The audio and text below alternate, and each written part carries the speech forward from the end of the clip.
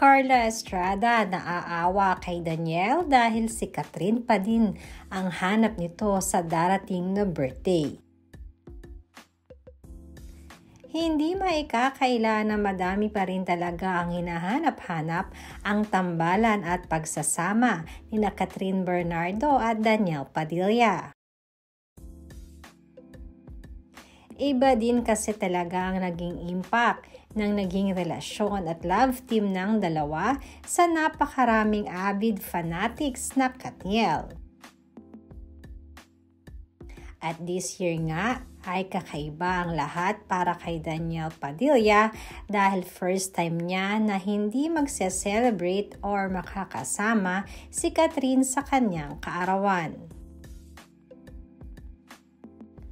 Ayon sa aming source ay naaawa nga itong si Carla Estrada sa kanyang anak dahil madalas ay mapapansin nito ang kalungkutan.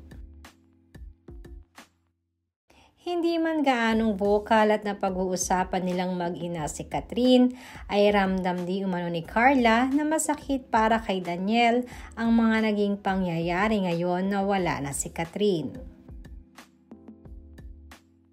Sa ngayon ay mas pinili na lamang di umano ni Daniel na alawin ang sarili at ibuhos ang darating na birthday niya sa pagtulong sa kanyang charity.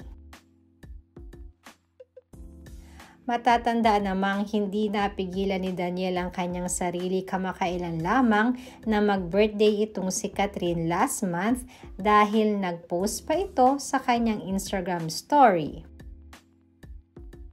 Isang artfully blurred na picture na halatang picture ni Catherine na may caption na Happy Birthday in Japanese.